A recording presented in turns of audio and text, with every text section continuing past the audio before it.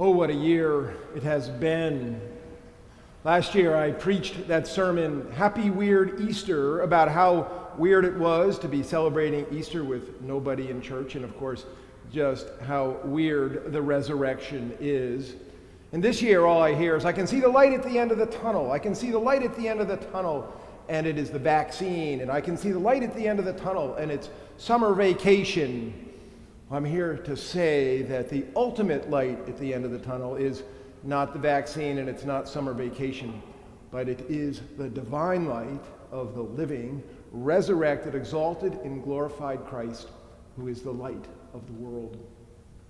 Now, many of you have heard this story before, but I just love this story. It's the story about the woman who literally saw Jesus as the light at the end of the tunnel, and it happened to me half a lifetime ago. I was sitting in an advertising agency in Lower Fifth Avenue, New York, with my coffee cup from the Greek deli with the Pantheon on it, and I opened up the newspaper and I read this story about this young woman who was 19 years old. She lived in suburban London, and she had gotten sick, and her parents brought her to the hospital, and she went from bad to worse, and eventually to the intensive care unit. And there in the intensive care unit, she experienced herself dying.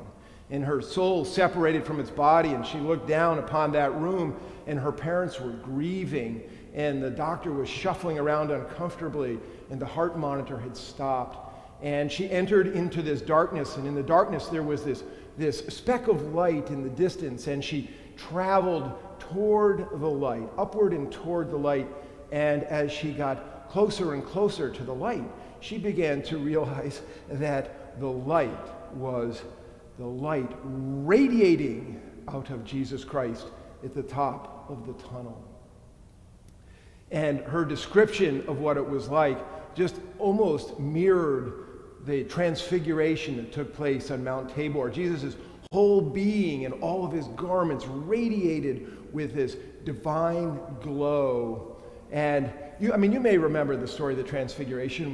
We do it every year at the end of the season of Epiphany. Do you remember the descriptions? It says that Jesus' face shone like the sun, and that his garments were white as light. They were dazzling white. They were glistening. They were, and this I love, intensely white, as no fuller on earth could bleach them. Now, that divine brilliance, which is radiating pure life and is radiating pure love, is coming at this young woman at the tunnel, and the heart of her soul nearly leaps out of her. She feels a surge of light. She feels a surge of love. She feels a surge of life, an ecstasy overflowing of which there is no compare. And like metal to a magnet, she begins to spring toward Jesus. And he holds out his hand and says, "No, don't touch me." He says, "You cannot stay." She begs him to stay, and he says, "No, I have something I want you to do." And she begs him to stay, and he says, "No, I have something I want you to do." And she goes back down that long, dark tunnel and back into her body, and 3 days later, she's home in suburban London, feeling just fine, wondering what her calling is. The resurrection of Jesus is cosmic in consequence. It is universal in scope, and yet it is always personal and personalized. Just take a look at the stories of the resurrected Jesus, for people who come in touch with the resurrected Jesus. That woman at the end of the long tunnel, right? Jesus not only knew who she was, he had something he wanted her to do. And then take a look at the stories of the resurrection in John's gospel, right? So we just read, Father Justin just read to us that incredible, mysterious and weird story of Mary at the tomb, right? And she sees Jesus. She doesn't know that it's Jesus. She thinks that he is the gardener, or perhaps a grave thief, which was common in those days. And Jesus says to her, "Whom do you seek?" And she says, basically, "Just give him to me," right? And then he says, "Mary." And she knows it's her Lord, right? And is there anything more personal and personalized than your name? And then she says to him, "Rabboni," which means teacher in Hebrew, right? But this Rabboni is not the Rabboni that was first referred to Jesus earlier in the gospel. This means something like, my great one in whom I experience God.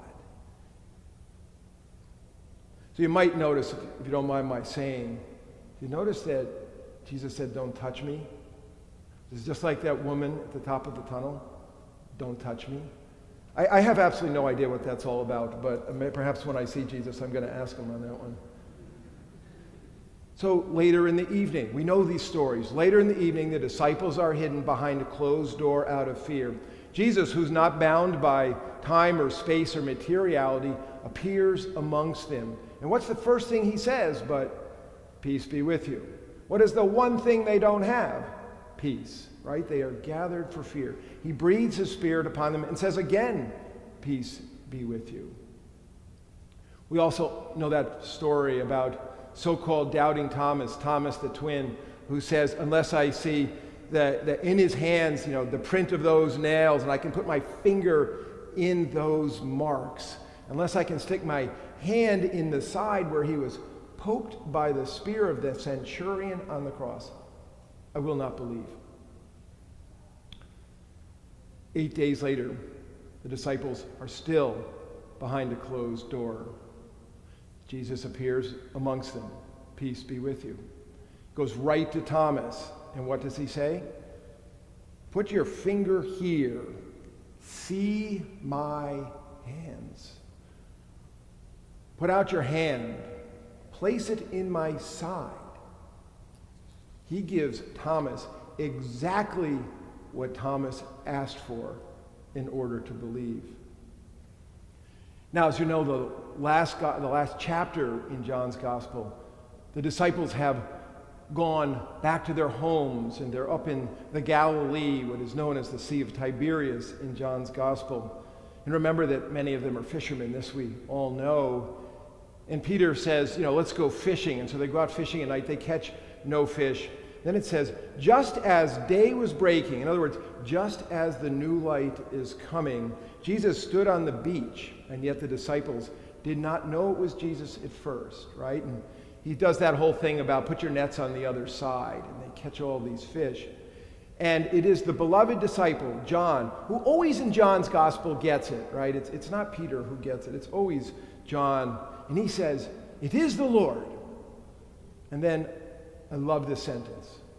When Simon Peter heard that it was the Lord, he put on his clothes, for he was stripped for work, and he sprang into the sea. Remember, at nighttime, the men would wear loincloths in the heat to do their fishing. So he puts on his clothes, he springs into the sea, and he comes to the water's edge. And there, what is happening? Well, Jesus has a fire going. He's making breakfast for the disciples. Pretty personal. It then says that none of the disciples dared ask him, who are you? For they knew it was the Lord. I love that. They are awed into silence, sitting around the fire. And then Jesus does something so poignantly personal for Peter, right? Remember the last time that Jesus and Peter were together, it was at the house of Caiaphas, the high priest, the ultimate authority, right? And Peter denied knowing Jesus 3 times, right? I know not the man. And then, in the middle of the night, long before a rooster would crow, the cock crows the guilty verdict. And Peter is crushed by guilt. He is crushed by this guilt. It says in Mark's gospel that he broke down and wept. So now here they are gathered around the fire, and Jesus has asked that they bring some of the fish that they have just caught. And in the silence, for it is silent, he speaks to Peter, and he calls him Simon, son of John. He does not call him Peter. Remember, Peter is the nickname that Jesus has given him, meaning the rock. Well, Peter has not felt like the rock for some time. Simon, son of John, do you love me? Peter says to him, "Yes, Lord, you know that I love you." Simon, son of John, do you love me? "Yes, Lord, you know that I love you." And then a third time, Jesus says to him, "Simon, son of John, do you love me?" This is like a knife to the heart of Peter. He is anguished that Jesus has had to ask him 3 times, "Do you love me?" But that knife is a scalpel in which Peter is going to have removed from him that overwhelming guilt that he cannot live with. Jesus knows that Peter loves him, but Peter doesn't know that. Jesus is doing this for Peter. He removes Peter's guilt, and Peter says to him, "Lord, you know everything. You know that I love you." And with that third "I love you," their relationship is reset. It is whole, and it is holy again. It is so personal and so personalized. Now, we all know that the resurrected Christ is not bound by time or by space or by materiality, right? And he is closer than the light at the end of the tunnel, and he is closer than summer vacation. Remember, just before the ascension on the Mount of Olives, do you remember Jesus said, "I will be with you even unto the end of time"? So how might we imagine that with our spiritual imaginations? A few weeks ago, I spoke with the former presiding Bishop Frank Griswold, and I said to him, "What do you think happens after you die?"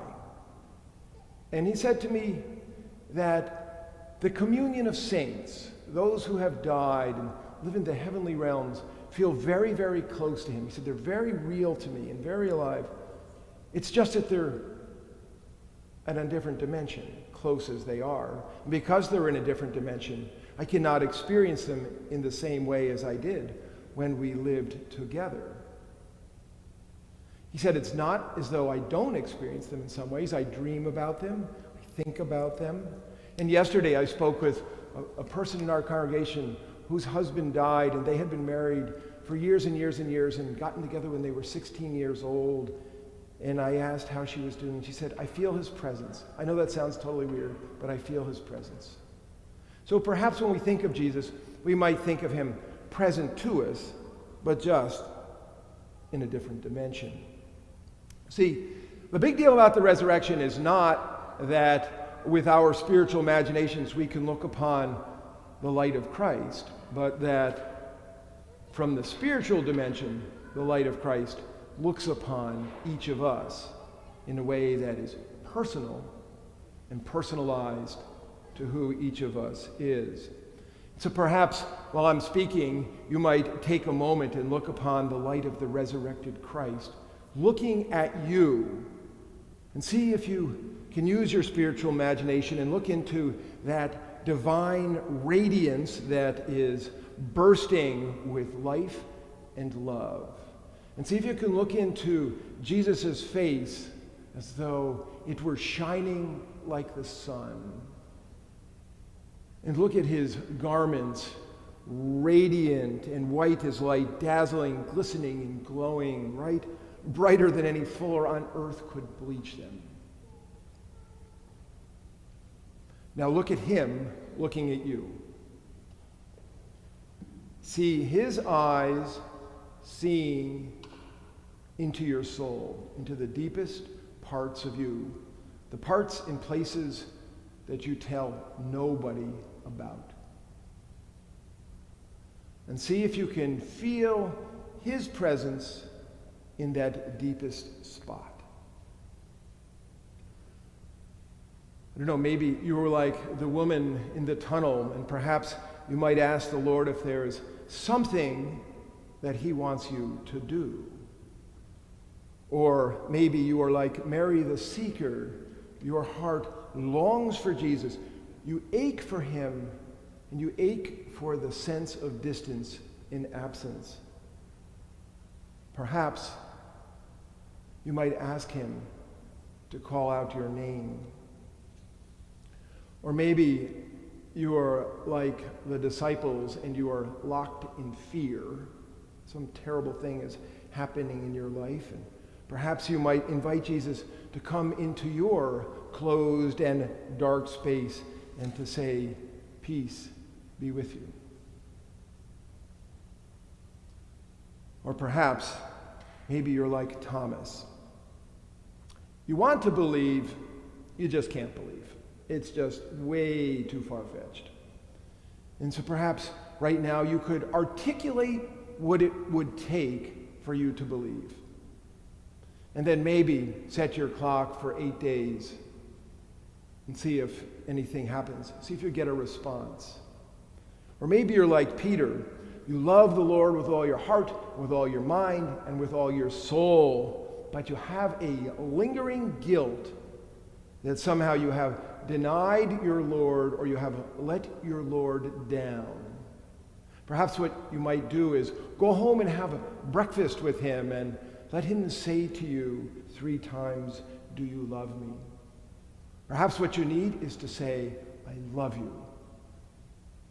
I love you. Lord, you know everything. I love you." The Lord desires that your relationship might be whole and holy, that it might be personal, that it might be deeper, that it might be loving, right? For Christ is alive.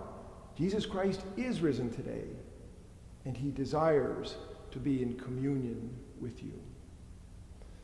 So, happy I can see the light at the end of the tunnel. Easter, or perhaps better said, happy the divine light at the end of the tunnel can see you, Easter.